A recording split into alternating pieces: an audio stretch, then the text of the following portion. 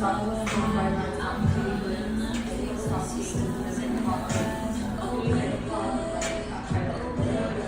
up every day. Getting up every day. Getting up every day. Getting up every day. Getting up every day. Getting up, level up, give a fuck what you say. Getting up, level up, give a fuck what you say. So I grew up in the city of Huntington Park. It's not too far from here, downtown LA, probably closer to East Los Angeles. So I grew up in, my parents had us all in a private school. So we did private school from I did kinder through ninth grade. My brothers finished it off all in private school. And then public school for the last 3 years, and then I went to San Diego State. But I did not finish, yeah. I did 2 years, and then after college, I went to GameStop. And since I had assistant manager experience, I actually got brought on as in management already. And in GameStop, I was able to get up to area manager. So I was in charge of 6 locations. All 6 locations were like top 10 in the region, which like it was pretty much Central California all the way to TJ, you know. From that, I went to T-Mobile. At T-Mobile, I got to director of sales and operations for a company. It was a multi-million-dollar company, and you name it, from A to Z, like from hiring, firing, training, payroll, HR, to opening up locations, you know, finding the construction company, dealing with the realtors, insurances, and permits and all that stuff. So I got a good chunk of my experience as far as business in the corporate side of jobs. And my last job actually was a regional trainer for a company, the same thing that sold T-Mobile. And the VP asked me a question. He's like, you know what's your goal in the next 5 years? You know, what would you like to do in the next 5 years? And I just thought of my mom. You know, my mom owned a business. She owned a beauty salon. And when she came into this country, she didn't know how to read or write in her language, let alone this language. So for her to run a business for over 20 years, like those are goals. Like, she's my idol, you know, like I want to replicate that, you know? So when he asked me that, my mom was 60, so 5 years she'll be 65, and that means she was getting ready to retire or wanting to retire. So the last thing that I wanted to do is for her to retire and her legacy retire with her, you know? So that's kind of like the VP kind of was taken back by that question. He started sharing that story to the people in the office. It was just a topic of conversation for the day. And I kind of really took it to heart, and I kind of felt like, if that's really what I want to do, then what am I doing here, still in the corporate job? So 2 days later, I enrolled in school.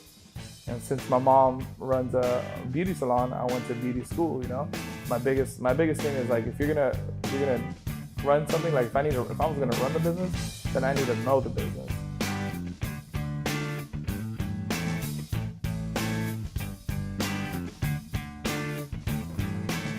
So you know, after I enrolled into school, I was really just kind of focusing on being the manager and being just running the business, my mom's business. But little did I know, like 2 months before I graduated, one of my classmates says, you know what, you should follow my cousin. He's a barber. I think you'll really like his work. And it ended up being Diego, DJ DGAF on Instagram. And the first thing I saw on his page, his most recent post, was he did a portrait of Marilyn Monroe on the back of someone's head. So I was like, what? Like, it just took me by surprise. Like, I didn't know that you could do this in men's grooming. I was fortunate that when I saw that picture, he was on tour. So when the tour finally came to Los Angeles, I made sure to go out there and go take that class. And I did. And everybody who educated there, RC's, Enrique, Cake is Randy, and then Fade Station, I believe is his shop. I made sure to go visit them after the education. So I liked what they had to say, and then I would go to their shop. One was in Stockton. I drove all the way to Stockton to visit him. Artesia, visit Diego, and then RC's was in Paramount. So yeah, RC's like really took me under his wing and really showed me, you know, what adjusting your clippers are, zero gapping, sharpening your tools and stuff like that. So the more I kind of hung out with the people who were more experienced, the more I honed in on my craft and try to just catch up to be at their level. You know, the biggest thing I always like to ask is like say Diego has 15 years of experience. I would ask him, like, in your 15 years of experience, if I want to learn it in 3 years, like, what's the best advice you can give me? And he gave me his juiciest information. Like, he would give me what affected him the most in his career at that moment. I did the same thing with RCs, and I did the same thing with anybody who I'd run into. Well, there's a saying that if you're the smartest person in the room, then you're in the wrong room. And there's another saying, show me who your friends are, and I can tell you who you are. So I kind of just married both of them, you know. I looked at myself and I looked at my friends and the people around me, and if I was the most ambitious one, then I needed to change my circle in order for me to grow faster. So that's what I did. I just started focusing on people who inspired me and who were killing it in the game, and I wanted to see what their formula for success was. And it's just like, how can I put it? The more efficient you are at something, the faster you'll be at something. So that's kind of what I aim for. I try to be as efficient as possible so I can get to where I need to go as quick as possible.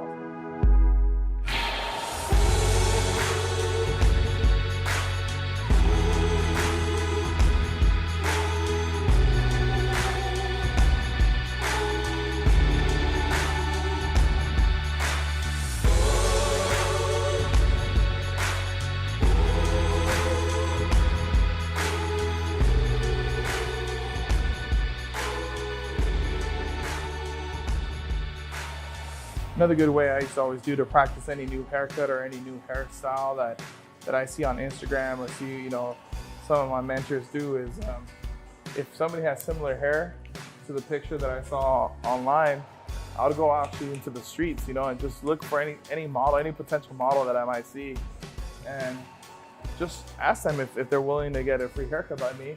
I'll give them a business card, introduce myself, and say I think they'll look great on my Instagram, and see if they'll like to be my model. So I'd offer free haircuts until they feel like I got down that look.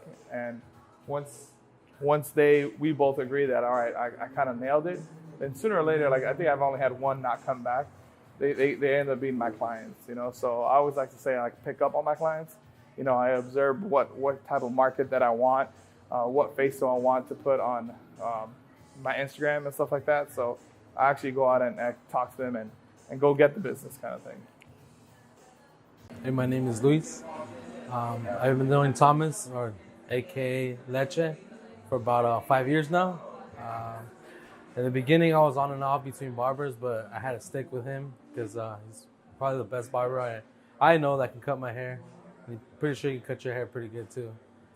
I walked into a shop, sat down. I didn't even ask for what I wanted. He knew exactly what I wanted, and he's not going to give me anything else. I always come out 100% happy with my cuts, satisfied with my cuts, and the experience is epic, man. So yeah, guys, this is my shop. This is downtown Leche, located in the center of downtown Los Angeles. I want to thank you guys. As you guys can see, we do color, we do cut, shaves, photography. It's just pretty much a one-stop shop. So I attack every haircut different. Like, there's no same head, there's no same texture. So there's a lot of creativity that has to come to it, and no one haircut is the same. I'm not a big fan of combo cutting. Combo cutting would be like, oh yeah, can I get a number 3 or number 4? Just because you kind of uniform every haircut. And as you guys saw in this last haircut, like his head shape, his hair type and everything, never sacrifice the shape of the haircut for the shade of the haircut. So just put in your all in everything that we do. And if you don't know how to do a certain technique, then go find the person that does and learn from them. Like, I'm real big on mentors. Our main thing is that if you come here, you're coming here to grow, to expand, and for a brighter future. So like my slogan says, we all eat at this table. So if you're hungry, then let's eat. Yo, what's up? We're in downtown LA, downtown Leche. How's it going, everybody? Yo, we just filmed the latest episode of Barberland. I'm gonna drop it in about 2 weeks. Make sure you subscribe and keep it glorious.